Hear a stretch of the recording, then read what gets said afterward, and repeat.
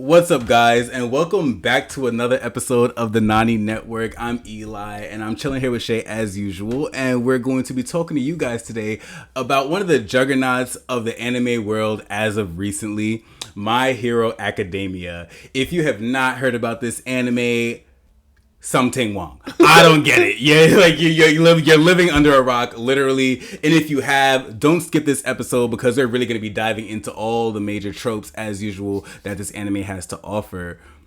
So, My Hero Academia follows a story of Midoriya, who is born into this superpowered world without superpowers. So we're basically following his journey to become the number one hero of this universe. And it's really cool. Lots of great storylines, lots of characters, batshit crazy. Shay, give him the five things. As usual, we're going to start with, we beat the word usual to death in this intro, but we did it last time. We're doing it this time. As always, we're going to kick things off with the 5 things that you need to know about My Hero Academia. Now, if you are true to this, you're already a fan, and these things will come as no surprise to you, but the very first thing that we're going to highlight is quirks. So, quirks are a special superhuman ability that most people develop. When I say most people, it is the overwhelming majority of people in the world who are born with quirks, but there are anomalies every now and again, people who do not have superpowers. And the main protagonist of this show, Izuku Midoriya, was one such person. Well, the way they kind of like make it seem is, well, not make it seem, but the world has evolved, the human race has evolved, but evolution takes place over time. So even though a lot of the world has evolved to have these quirks, there's still a percentage of the world that hasn't gotten there yet. So they're still born as regulars, and Lord,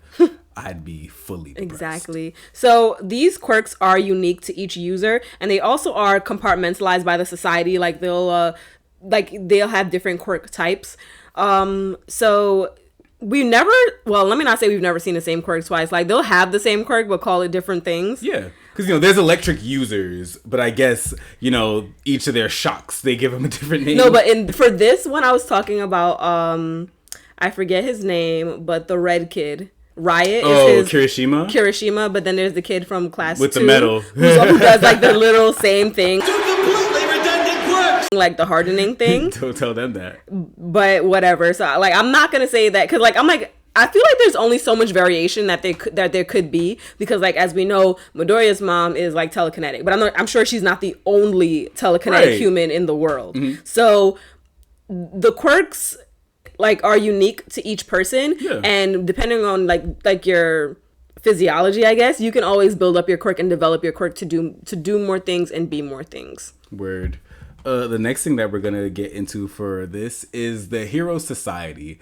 So in this world, it's like, everyone having a power is the norm. Mm-hmm. So they've adapted to this new culture. It's not special. Yeah, it's not special. Everyone has quirks. Just some people use them for good. Some people have flashy quirks. Some people have caca quirks. It's just like how we have celebrities in the modern world. You have like celebrity heroes, but everyone has a quirk. So like, exactly. Being a hero is a job. Yeah. Right? Like, it's like being a celebrity here. Like they're actors or, they're models. So or their teachers. job is to be a hero, and it's built off of your fame. The more people like you, and there's a hero ranking system. You have endorsements, you have like you get special privileges. Exactly, for protecting the people, and the more people like you, the more people are, let's say, tweeting about you or talking about you on Instagram, the higher you are in the ranks like for number one hero. Your fan approval. Because it's not just about having this big flashy quirk or this amazing quirk. Like, yeah, they want to be saved, these weak ass motherfuckers, but they want you to be flashy. They want you to be nice. They want you to be this. Just like they criticize actors. They're like, oh, well, I saw him in the street and he didn't say hi to me because he was with his daughter. He didn't want to take a picture.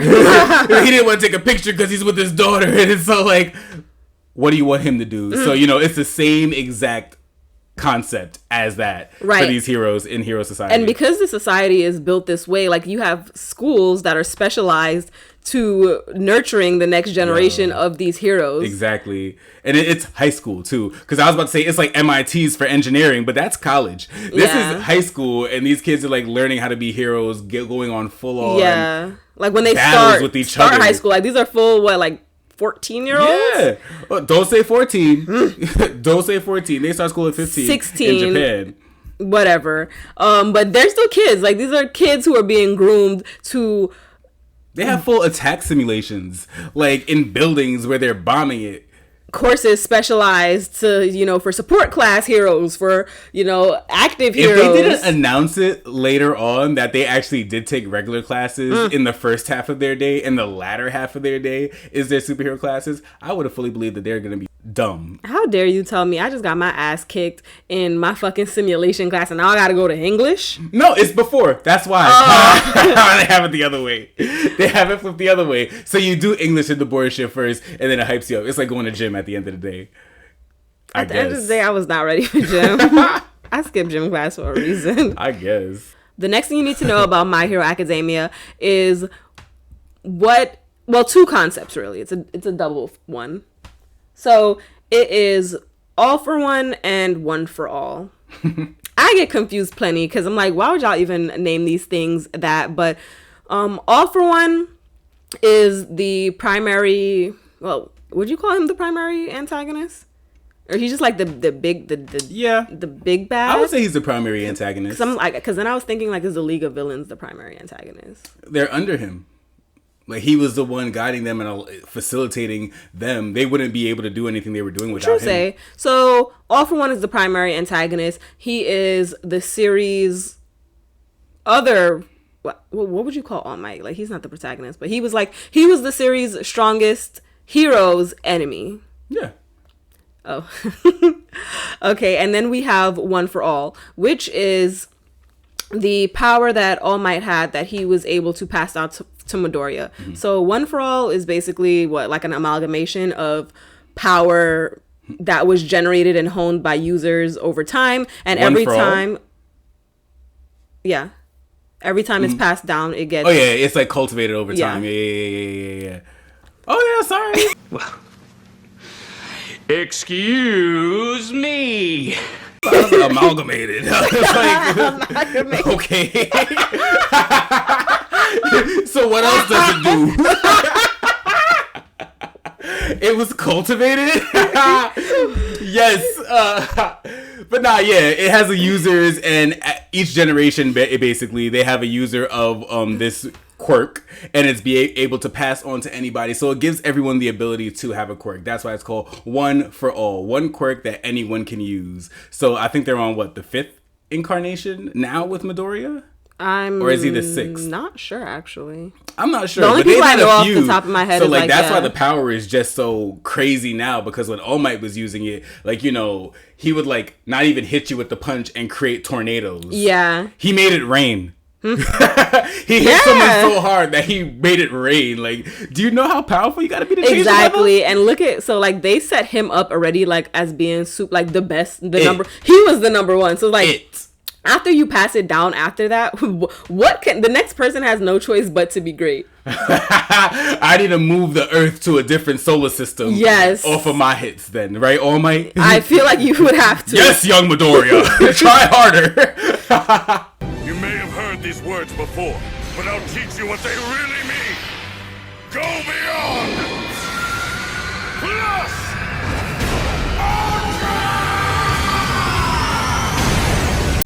That shit was absolutely out of this world. It was, but I guess we can bounce back to All For One really quick. So he was...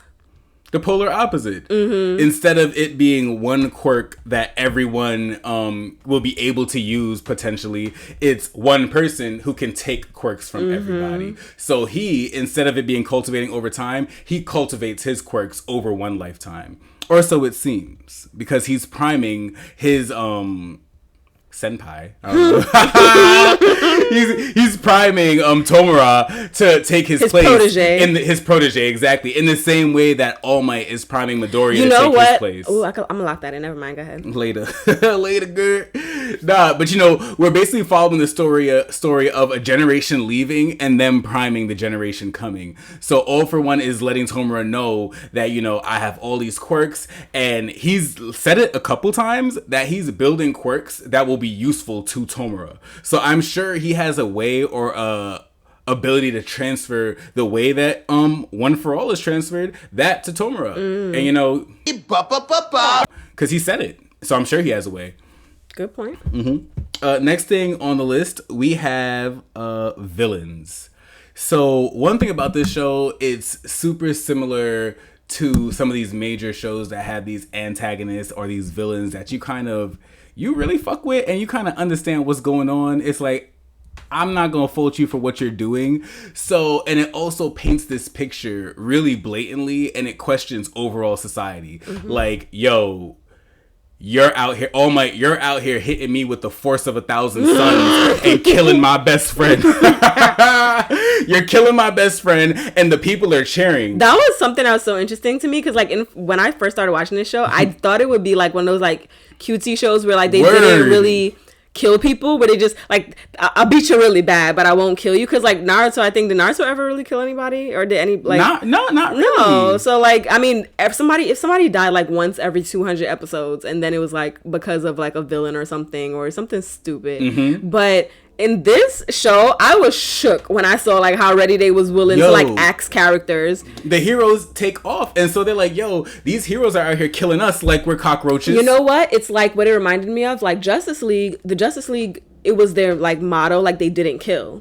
So like I thought it would be the same thing here with like this hero society, but they said no, not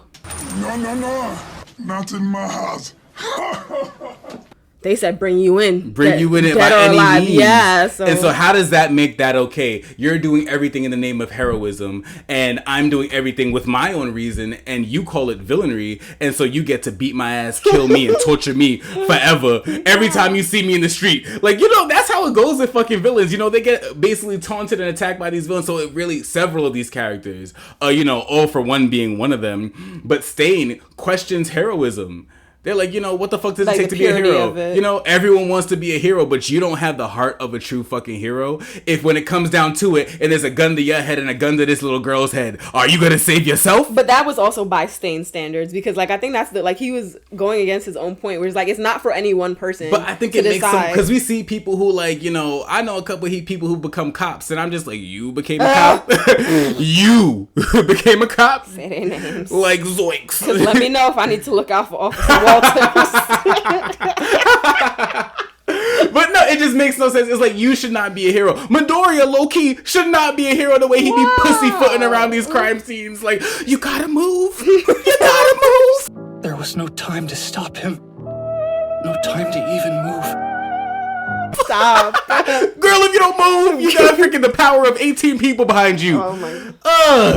But it's important to highlight the villains, because that is the premise of the show. These villains, they come and they come hard, and these stories like Naruto, you kind of sympathize with them and you get it, and it's a just cause. And I find myself a lot of the time watching this series questioning which side I would honestly be on, because it's like you don't disagree with their reasoning. It's just like a lot of times they just be going about it really like fucked up. Like what was the like Gentle, right? Like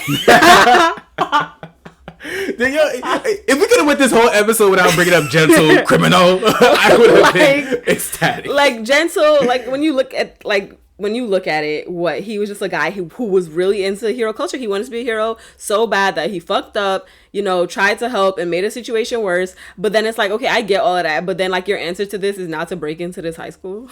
Yeah, like what were you gonna do? And you know what? Your quirk is still trash. First of all, they should have reported you, because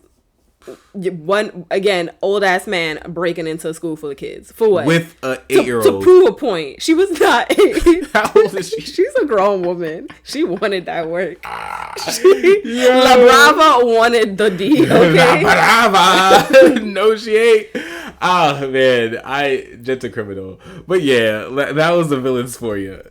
And last but not least, obviously, you would have to put on this list Midoriya. He is the series protagonist. When we're introduced to Midoriya, he is kind of ugly, actually. He's like this knobby little kid with like this obnoxious green hair. Yo, when I tell you, I literally did not. I was about to not watch the show because I saw that Midoriya was so boring, and then I was like, yikes! For like 4 episodes or 5 episodes, they kind of just leave him as is.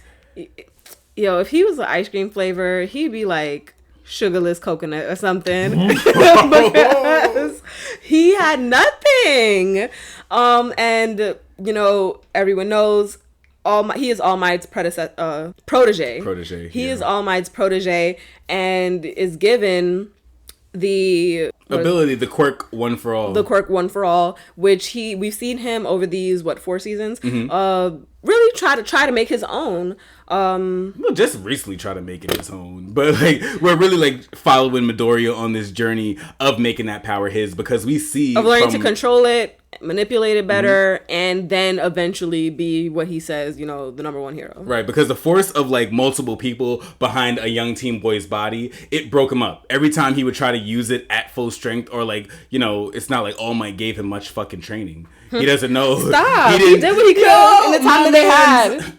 My man said like clean the 2 weeks. beach. Okay, that's a very, Maybe teach me a little like self-control, mental discipline on top of that. Midoriya had to be like 60 pounds soaking wet before All Might met him. You think that he's gonna just run into him with like weights? Yo, after you're done, in whatever pace you did, didn't they give him like a couple months to do it? After you're done, you could have moseyed your ass over here and learned something else, because he he should left have a him Planet ass Fitness out. membership? Yo, Shanice, you're not gonna sit here and tell me that Midoriya doesn't have ligaments completely shattered and he might lose the complete use of his arms because of this.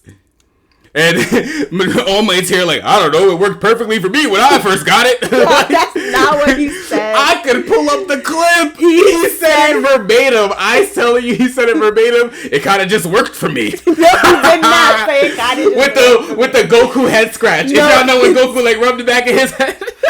Shut up. He did not say that. He said he had to do a little something too. No, he did not. And he just leaves Midoriya out there. So we really get to follow Midoriya on this journey from, okay, now I can only break my fingers in order to use this power, to, okay, now I have full cowling where I could use the entirety of the power across my whole body at a small percentage. I'm not going to use it at 100% because that'll break my body, but I'll use it at 5% and just growing that percentage over time. There was one time when he was fucking Bakugo up and he just increased his percentage a little bit, and that gave me the tickle.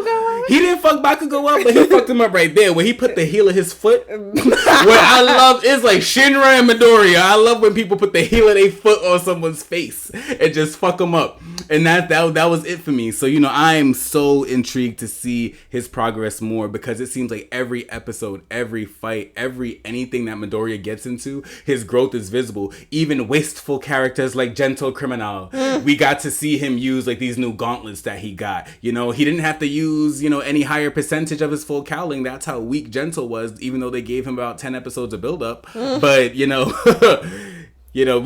just see him growing, and I know that this series is just gonna be crazy. I hope that it goes so long that we can see him become that number one hero. I definitely think this is gonna be a very long franchise. Yo, they have milked some other series so long, and like that didn't need to be. You want to say names? Say names, Keisha. Go ahead.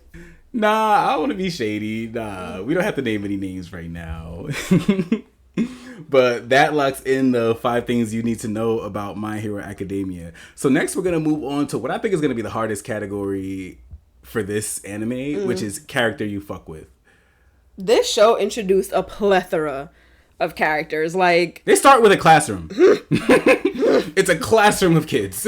Right, and then they introduce us to more classes in the school. I'm like, I feel like we know the whole graduating class by now, honestly. So it's like and that's not even everybody in the show. Right.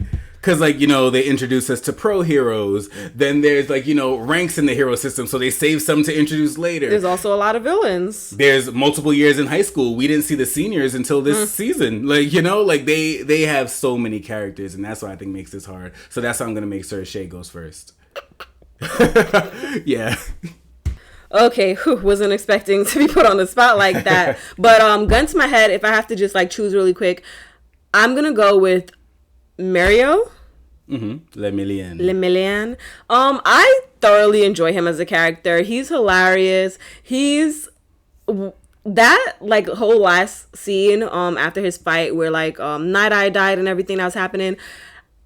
I cried. It's very easy to get a tear out of me, but I cried because that's when he lost his powers. Like, I liked him so much as a character that I wish that they took Midoriya's power. Wow. Yeah, I said y'all could have took Midoriya's power for all that, but y'all did not have to do that to this baby because he had a tough, like, like in them showing his training, Yeah. like he really worked for that shit. Like it's not like he just had a great quirk and was like just great to be great. Like he honestly put the work in, and like he had the convictions. He was a good guy. He tries hard. He was literally like All Might incarnate. Literally, that was one of those anime moments where they took a couple episodes before to kind of give you his backstory and make you fall in love with him. Oof. Yeah, like it was like, oh wow, like he really trained hard. He really earned this, and he's a so nice badass. guy. I liked him better than Midoriya too. I will say that. I was like, you know what? I was with Night Eye. Like, you know what? Oh my, you should have given it to him.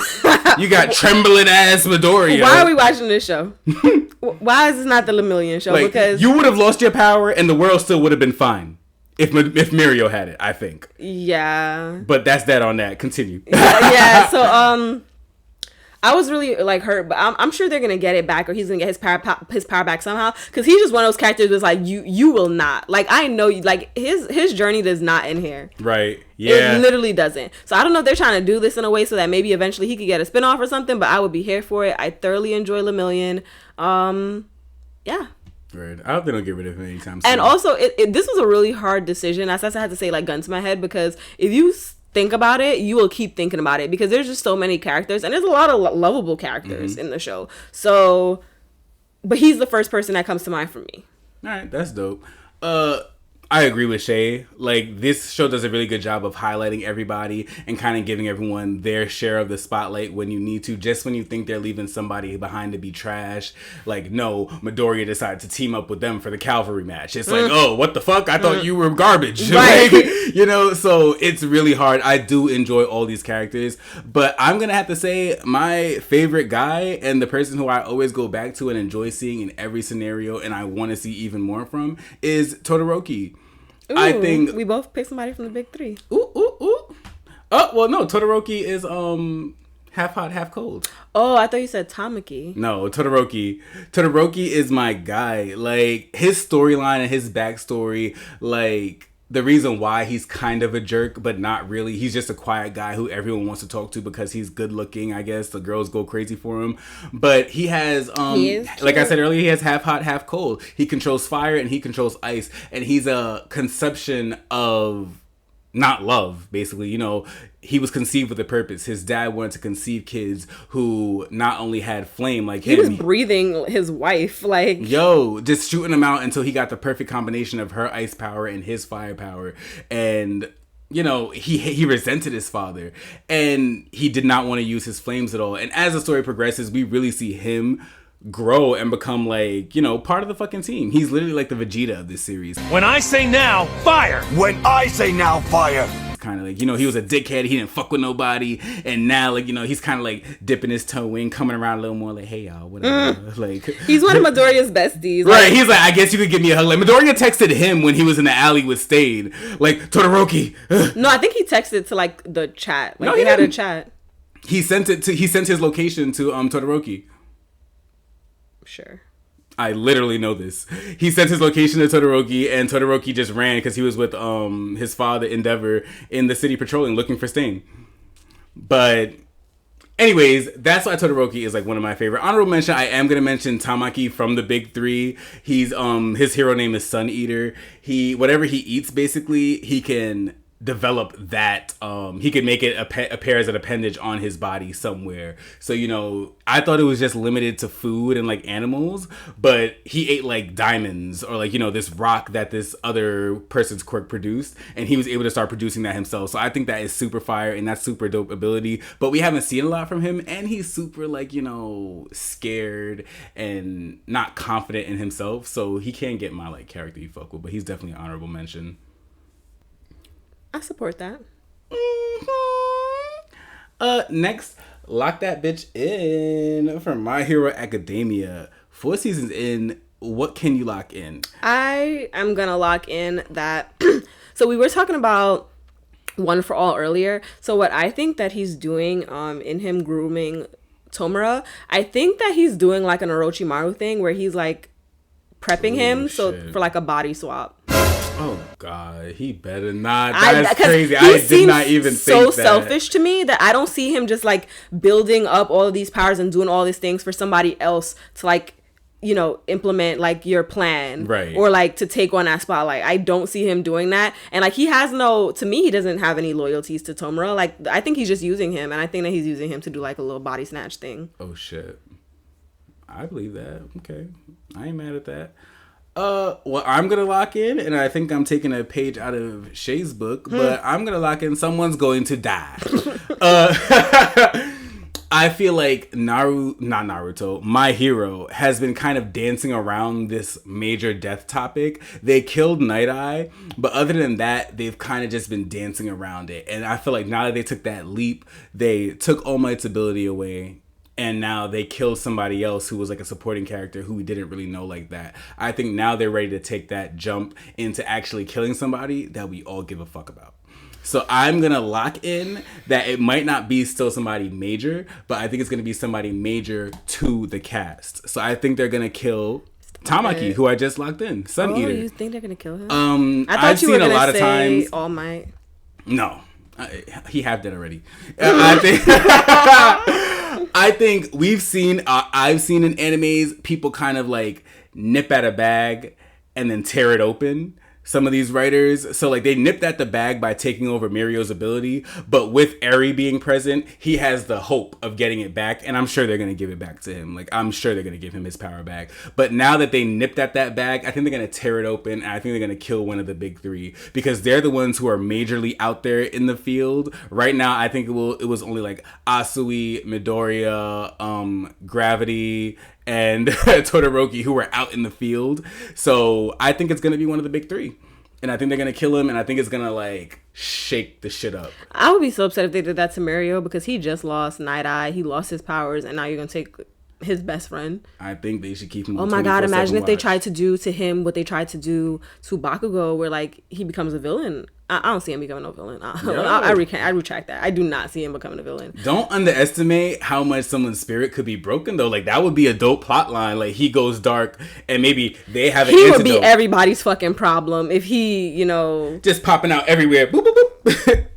But yeah, that's what I'm gonna lie. I think they're gonna kill somebody soon. I think they were getting ready to kill somebody major. Maybe one of the teachers, but I think it's gonna be a student, because UA has been taking some blows with these students. They're about to shut that school down. That should be a secondary lock-in. Yeah, that's probably one of the only reasons why they cannot come for these children anymore. They're about to shut this whole fucking school down to the ground. That's crazy. Last but not least, we have our Nani rating. Hey.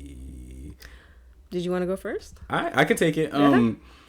My Hero Academia. I'm not even gonna like gush over it, because I still like actively to this day, I rewatch like the 5 episodes that lead up to like these major fights that they have. So I go and I'll rewatch the fight with All Might and the Nomu. I'll go and rewatch the fight with Todoroki, Midoriya, and Stain in them. I'll go and rewatch all these fights because it's just that good. The musical timing is pristine.